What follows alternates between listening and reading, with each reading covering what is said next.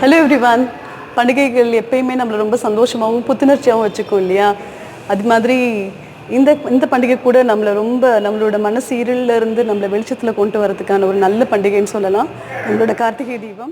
Welcome to Analakshmi Akilan. இன்னைக்கு கார்த்திகை தீபம் special, வாங்க பார்க்கலாம். இன்னைக்கு கார்த்திகை தீபத்துக்கான நெய்வேத்தியம் ரொம்ப சிம்பிளாக வழக்கம் போல் லேசி ஈஸி ரெசிபி. ஓகே, வழக்கம் போல் முருகனுக்கு பிடிச்ச பஞ்சாமிர்தமும் பணியாரமும் செய்யலாம். ஓகே, எவ்வளோ குவிக்காக முடியுமோ அவ்வளோ குவிக்காக பண்ணுறதுக்கு ட்ரை பண்ணலாம். ஓகேவா? செய்ய வாழைப்பழம் எடுத்திருக்கேன், இது பூவம்பழம், அப்புறம் டேட்ஸை இது சீடட் வாங்கிட்டு அதில் இருக்க அந்த சீடை ரிமூவ் பண்ணி வச்சுருக்கேன். அப்புறம் கொஞ்சோண்டு ரேசின்ஸ் எடுத்துகிட்டு இது ஏலக்காய் பொடி, நெய், அப்புறம் நாட்டு சக்கரை, இது எல்லாத்தையும் போட்டு கலக்க வேண்டியது தான். அவ்வளோதான். ஒரு 10 மினிட்ஸில் பஞ்சாமிர்தம் ரெடி. அப்புறம் ஒரு நல்ல ஒரு அடிகனமான என்ன சொல்கிறது வெயிட்டான ஒரு கரண்டி, மசிக்கிறதுக்கு ஈஸியாக இருக்கும் அதுக்காக. ஸோ முதல்ல வாழைப்பழத்தை சின்ன சின்ன பீசஸாக கட் பண்ணி போட்டுக்கிறேன்.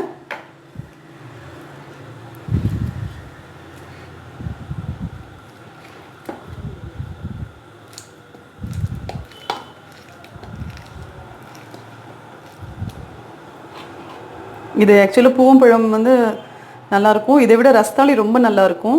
எனக்கு பூவம்பழம் கிடச்சிது, ஸோ அதை யூஸ் பண்ணி பண்ணிகிட்ருக்கேன்.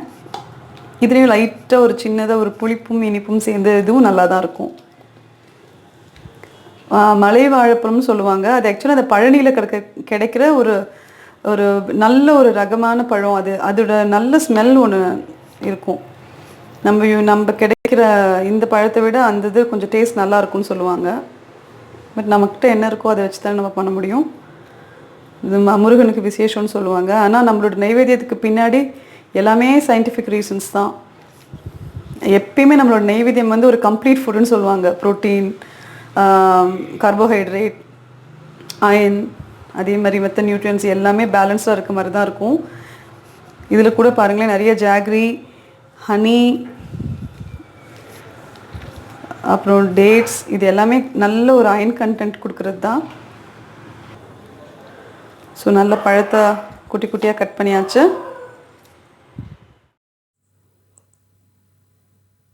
இதில் ஹனி சொல்ல மறந்துட்டேன், ஹனி எடுத்துக்கோங்க.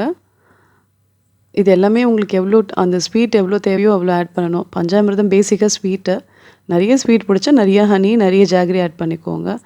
கம்மியாக வேணும்னா கம்மியாக ஆட் பண்ணிக்கோங்க. இதில் ஒன்றும் பெரிய பர்டிகுலர் மெஷர்மெண்ட்லாம் ஒன்றும் கிடையாது. எனக்கு ரைசன்ஸ் கொஞ்சம் அவ்வளோவா பிடிக்காது பஞ்சாமிரதத்தில், ஸோ அதை கம்மியாக ஆட் பண்ணிக்கிட்டேன். இதில் கல்கண்டு ஆட் பண்ணுவாங்க சில பேர். கல்கண்டு வேணும்னாலும் நீங்கள் கல்கண்டு ஆட் பண்ணிக்கோங்க. இது ஆட்டோமேட்டிக்காக கொஞ்சம் நேரத்துலேயே பார்த்தோன்னா கலந்து வச்சுட்டு பார்த்தா ஒரு மாதிரி டார்க்காக மாறிடும். அப்படின்னா அவ்வளோ அயன் இருக்குதுன்னு அர்த்தம். எந்த ஃபுட்டுமே டார்க்காக, கத்திரிக்காய் அதெல்லாம் கட் பண்ணி வச்சுட்டு கொஞ்ச நேரம் கழிச்சு பார்த்தா ஒரு மாதிரி டார்க்காக மாறும் இல்லையா? ஸோ அதிலெல்லாம் அயன் இருக்குதுன்னு சொல்லுவாங்க. ஸோ அதே மாதிரி இதுலேயுமே கொஞ்சம் நேரத்தில் கலர் மாதிரி டார்க்காக மாறிடும். நல்லா ஃபைனாக இதை வெட்டிக்கோங்க குட்டி குட்டியாக. நெக்ஸ்ட் இப்போது இந்த வாழைப்பழத்தை கொஞ்சம் மசிச்சிடலாம். கொஞ்சம் கஷ்டமாக தான் இருக்கும், நழுவும் கரண்டியிலேருந்து.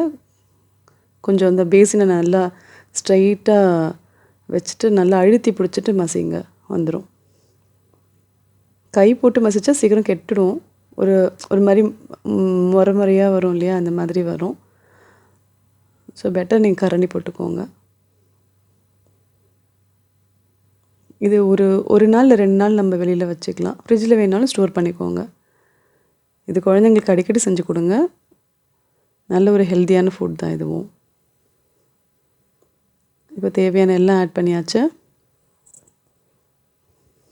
பேரிச்சம்பழம், ரேசின், ஜாகரி எல்லாமே ஆட் பண்ணியாச்சு. நல்லா கலந்துக்கோங்க. அது கலக்கிறப்பே மசிச்சுக்கோங்க. எனக்கு கரண்டியில் சரியாக வரல, அதனால் பிளெண்டர் போட்டு மறுபடியும் ஒரு தடவை கலந்து விடுறேன். இதில் இன்னும் ஹனியும் கீயும் ஆட் பண்ணணும், அவ்வளோதான். அதோடு முடிஞ்சிருச்சு. சில பேர் பச்சை கற்பூரம் ஆட் பண்ணுவாங்க. வேணும்னா அதுவும் கூட ஆட் பண்ணிக்கோங்க, அதுவும் நல்லாயிருக்கும். ஏலக்காய் சேர்க்குறப்பயே இந்த பச்சை கற்பூரமும் ஆட் பண்ணிக்கோங்க. இப்போ கீ சேர்த்துட்டேன். அடுத்து ஹனி.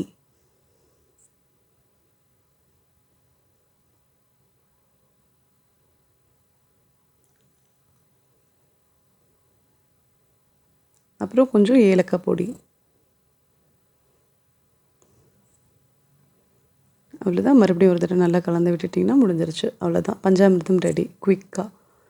இது தேவையான இன்க்ரீடியன்ட்ஸ் எப்பயுமே நம்ம வீட்டில் இருக்க இன்க்ரீடியன்ட்ஸ் தான், எதுவும் ஸ்பெஷலாக ஒன்றும் இது. நெக்ஸ்ட் டிஷ் வந்து பணியாரம் பண்ண போகிறோம். ஸ்வீட் பணியாரம். அதுக்கு அரிசி மாவு யூஸ்வலாக நம்ம ஷாப்பில் கிடைக்கக்கூடிய சாதாரண அரிசி மாவு தான், இடியாப்பம் மாவு சொல்லுவோம் இல்லையா, அந்த மாதிரி இடியாப்பம் மாவு. அப்புறம் இதுலேயும் ஒரு வாழைப்பழம் சேர்த்துக்கிறேன், 3 வாழைப்பழம். பொரிக்கிறதுக்கு நெய், அப்புறம் காடமம், கொஞ்சோண்டு பேக்கிங் சோடா. அப்புறம் வெல்லத்துக்கு பதிலாக என்ன பண்ணியிருக்கேன்னா வெல்லம் பாகு காய்ச்சி வச்சுப்பேன் எப்பயுமே. எல்லா நெய்வேத்தியத்துக்கும் எனக்கு ஈஸியாக இருக்கும் இதை யூஸ் பண்ணுறதுக்கு. ஸோ இதிலிருந்து தேவையானதை எடுத்து இதில் நான் கலந்துப்பேன். ஸோ வெல்ல பாகு. ஓகே, இப்போது இதில் தேவையான திங்ஸ் எல்லாத்தையும் நான் இதில் ட்ரான்ஸ்ஃபர் பண்ணிக்கிறேன்.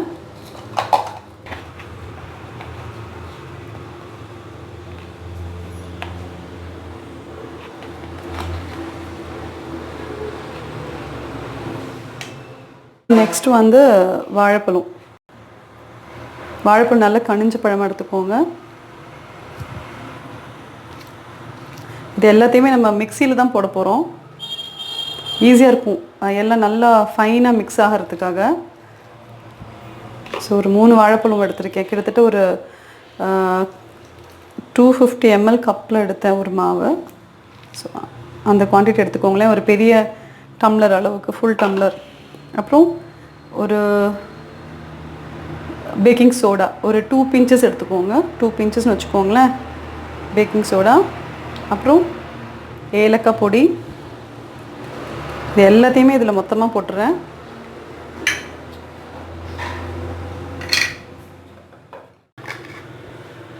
இப்போது அவங்கவுங்க ஸ்வீட் எவ்வளோ வேணுமோ அதுக்கு தகுந்த அளவுக்கு அந்த வெள்ளை பாகு ஊற்றிக்கோங்க. நான் ஒரு 100 ml ஊற்றிருக்கேன்னு வச்சுக்கோங்களேன், அவ்வளோதான். இது அவங்கவுங்க ஸ்வீட் எவ்வளோ வேணுமோ அதுக்கு தகுந்த மாதிரி பார்த்துக்கோங்க. இப்போ எல்லாத்தையும் மிக்ஸி ஜாரில் ட்ரான்ஸ்ஃபர் பண்ணி அப்படியே வந்து ஒரே ஒரு கிரைண்ட் பண்ண போகிறேன், அவ்வளோதான். இது உங்ககிட்ட காமிக்கிறதுக்காக இந்த பவுலில் போட்டேன் நான். ஸோ இது எல்லாத்தையும் நான் இப்போ இதில் ட்ரான்ஸ்ஃபர் பண்ண போகிறேன். ஸோ இது நல்லா இதுலேயே நான் கலந்துட்டு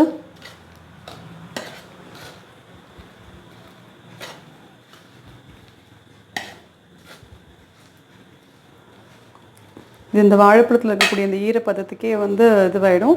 வேணும்னா இன்னும் கொஞ்சம் நீங்கள் கூட வெல்லம் போட்டுக்கோங்க. பாருங்களேன், கலக்கிறப்ப இப்படி தெரியுது இல்லையா, இது பார்த்தாலே அந்த பதம் தெரியும் உங்களுக்கு. ஸ்வீட் வேணும்னா இன்னும் கொஞ்சம் நீங்கள் ஆட் பண்ணிக்கோங்க. எனக்கு இவ்வளோ ஸ்வீட் போகிறோம், எனக்கு தண்ணி பத்தலை சப்போஸ் அப்படின்னா நான் கொஞ்சமாக பால் சேர்த்துக்குவேன்.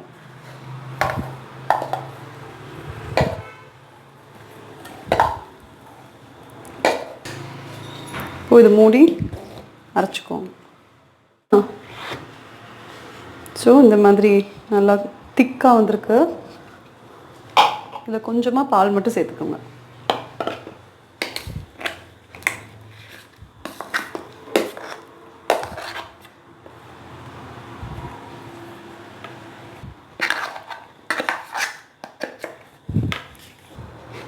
இது ரொம்ப திக்காக இருக்குது இந்த பேட்டர். ஸோ கொஞ்சமாக இதில் நான் பால் சேர்த்துக்க போகிறேன்.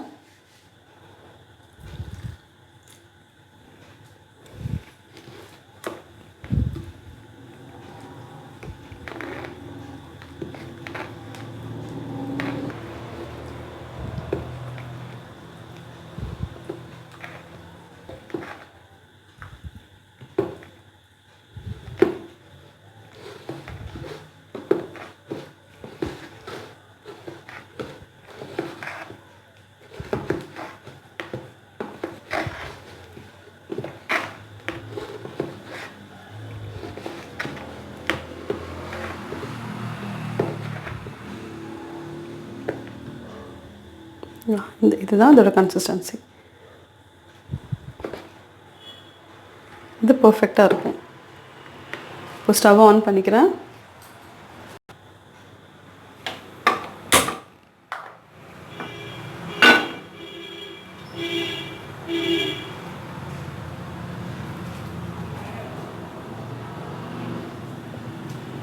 ஸோ அதில் கொஞ்சம் கீ ஊற்றிக்கலாம்.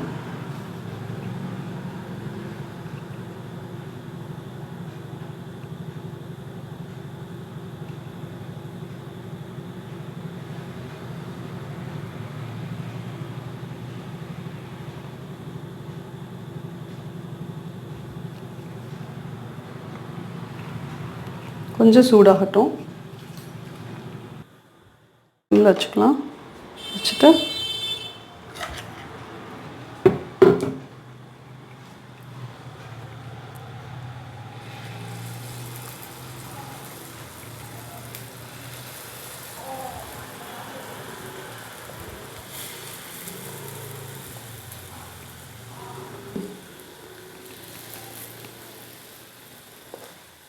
ஹாஃப் குழி ஃபில் ஆகிற வரைக்கும் ஊற்றினா போகிறோம்.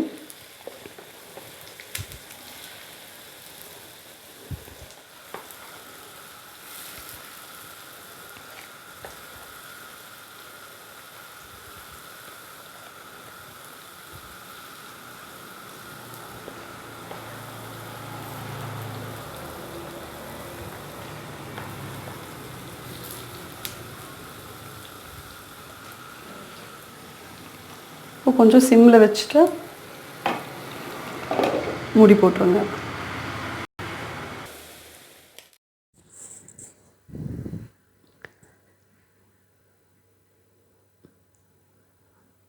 நல்லா ஒரு சைடு நல்லா ஃப்ரை ஆகிடுச்சு. ஸோ அதை இந்த சைடு டர்ன் பண்ணி விடுங்க. அந்த சென்டரில் இருக்கிறது வந்து நல்லா குக் ஆகிடுச்சு. சைடில் வந்து அவ்வளோ சூடு பரவலை. ஸோ அது கொஞ்சம் லைட் கோல்ட் கலரில் இருக்குது.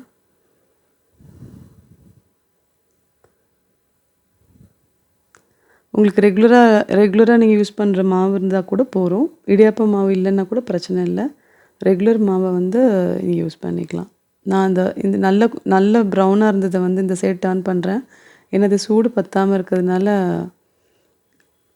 இது நல்லா வேகலை. ஸோ அதை டர்ன் பண்ணி அங்கங்கே மாற்றி விடுறேன்.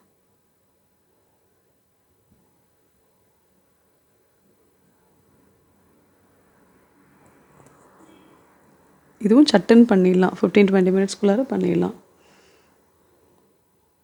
இதே காம்பினேஷனில் அரிசி மாவுக்கு பதிலாக கோதுமை மாவு போட்டும் ட்ரை பண்ணி பாருங்கள். அதுவும் ரொம்ப நல்லாயிருக்கும். ரவையெல்லாம் சேர்த்து கூட பண்ணுவாங்க. இப்போ பணியாரம் ரெடி ஆகிடுச்சு. இது அவ்வளோ மேலே எண்ணெயெல்லாம் இருக்காது. நல்லா சாஃப்டாக இருக்கும். நிச்சயம் ட்ரை பண்ணி பாருங்கள். முருகனோட 6 முகத்தை குறிக்கிற மாதிரி 6 விளக்கு ஏற்றுறேன்.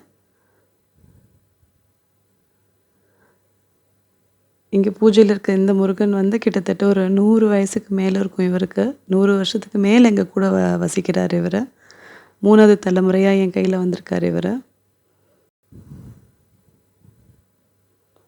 பூஜைக்கு இந்த மாதிரி பண்ணணும் அந்த மாதிரி பண்ணணும்னா எனக்கு தெரியாது. எனக்கு தெரிஞ்ச மாதிரி பண்ணுவேன். அது எனக்கு ரொம்ப திருப்தியாக இருக்கும். சின்ன சின்ன விஷயங்கள் பார்த்து கற்றுக்கிறது தான்.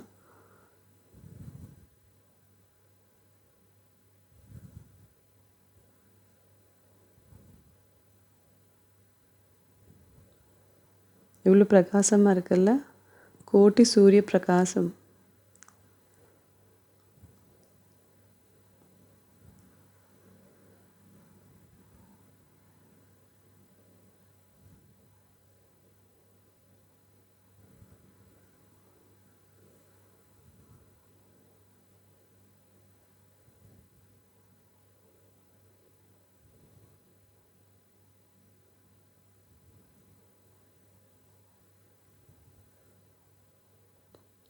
எல்லா பக்கமும் விளக்கு ஏற்றிட்டேன். இப்போது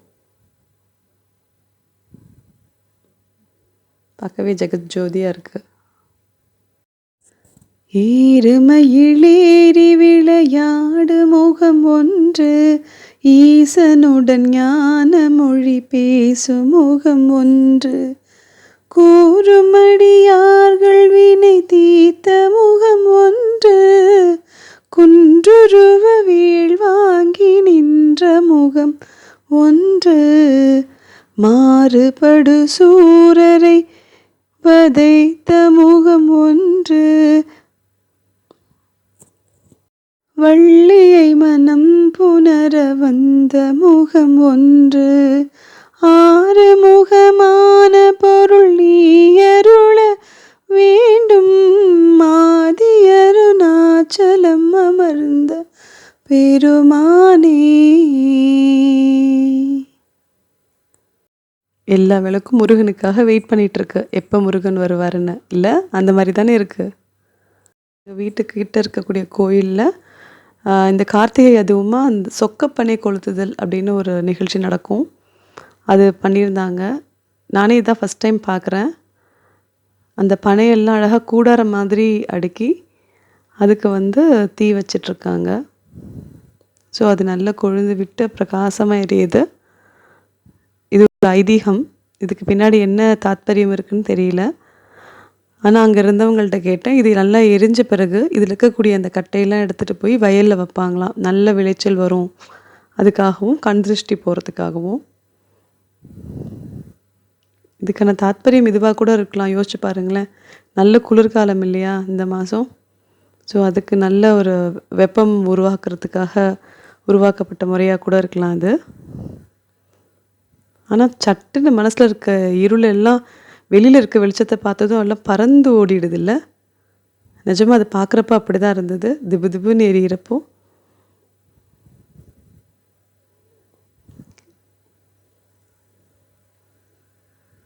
இயற்கையை வந்து எந்த விஷயத்தினாலையும் கட்டேப்படுத்த முடியாதுங்கிறத எவ்வளோ கம்பீரமாக காமிக்கிதில்ல இந்த தீ. சின்ன பொறி தான். இது உள்ள நல்ல புஷ்வானம்லாம் வச்சுருந்தாங்க. பார்க்க நல்லா இருந்தது.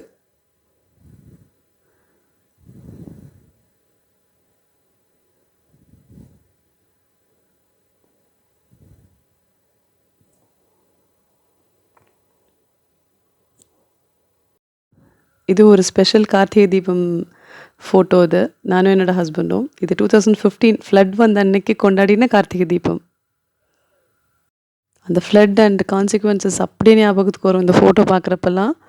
வெரி நெக்ஸ்ட் டேலேருந்து ஒரு 10 days அப்படியே மாற்றி போட்டுச்சு சென்னையை. கிட்டத்தட்ட அந்த 10 days வெளி உலகத்துலேருந்தே நாங்கள் யாரு கூடயும் கான்டாக்டே பண்ண முடியல. பட் நாங்கள் ரொம்ப சேஃப் அண்ட் செக்யூர்டாக இருந்தோம். எல்லாம் அந்த முருகன் அருளால் தான் நாங்கள் இன்றைக்கி நினச்சிப்போம். வாழ்க வளமுடன். தேங்க்ஸ் ஃபார் வாட்சிங். Keep supporting us. Like, share and subscribe.